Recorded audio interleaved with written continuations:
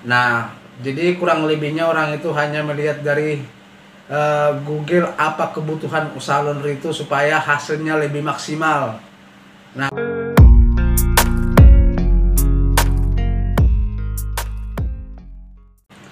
halo sobat, berjumpa lagi di channel saya, yaitu channel tentang tutorial usaha laundry.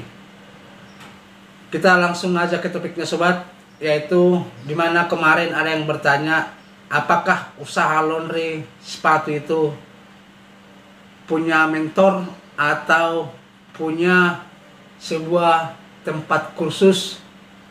Jawabnya ada, tapi mungkin ya istilahnya masih di tempat-tempat yang tertentu ya. Dimana kemarin di video saya sebelumnya pernah memang saya membuat sebuah usaha laundry sepatu, yaitu dengan mencuci secara manual dan menggunakan pengering, oven pengering. Usaha ini memang cepat dia berkembang. Nah, terus saya bertanya apakah orang itu istilahnya kursus khusus atau kursus khusus untuk membuka usaha ini atau tidak. Nah, pemilik menjawab tidak. Cuman orang itu hanya sekedar di keliling atau melihat contoh-contoh di luar sana bagaimana cara membuka usaha sepatu itu, usaha laundry sepatu itu, dan bagaimana cara proses kerjanya supaya pelanggan bisa tertarik. Nah, jadi kurang lebihnya orang itu hanya melihat dari Google apa kebutuhan usaha laundry itu supaya hasilnya lebih maksimal.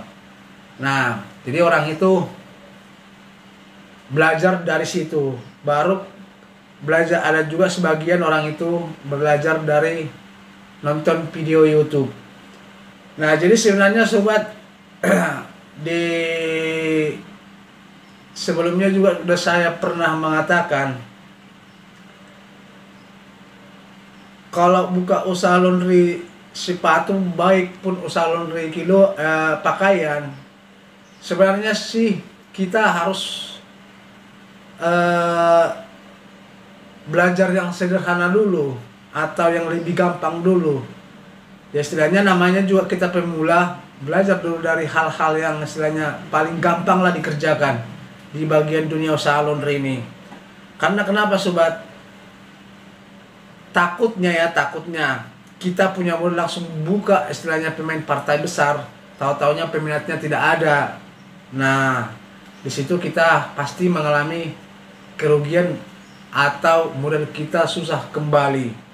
Makanya saran saya sobat, belajar dulu kita dari yang sederhana saja, yang gampang saja dulu. Contoh ya, kita bawa aja dulu istilahnya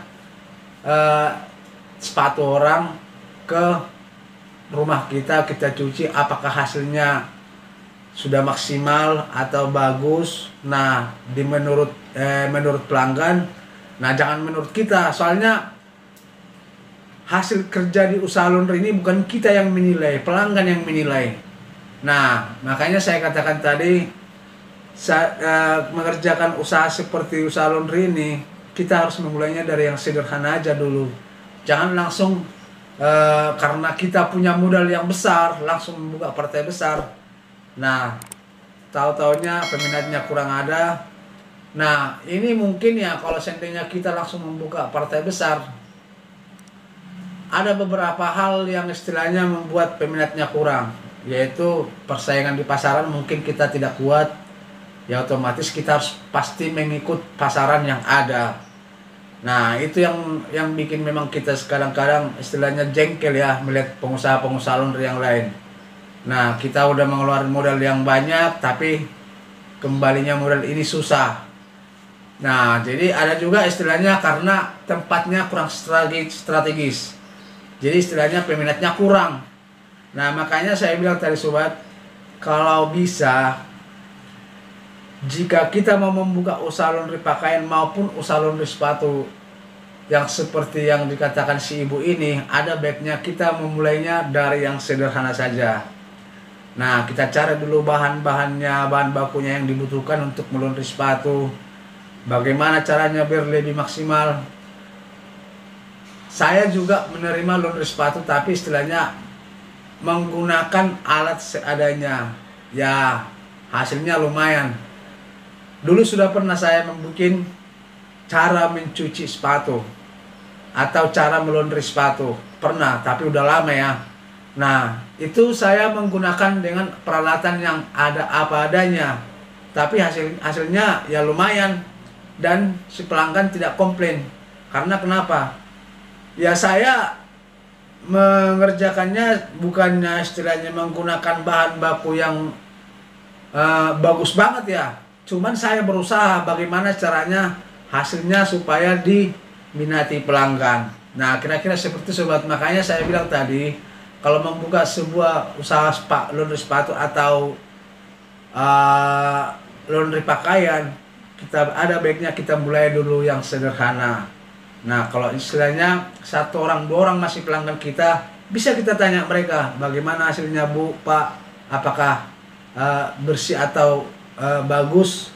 Nah, kita ibaratnya ya, komplainan dari pelanggan itu ya bisa kita anggap sebagai sebuah pengalaman atau pengetahuan. Nah, kalau seandainya pelanggan kurang bagus, mengatakan kurang bagus hasil kerja kita pertanyakan di mana kurang bagusnya. Nah, itulah yang perlu kita perbaiki.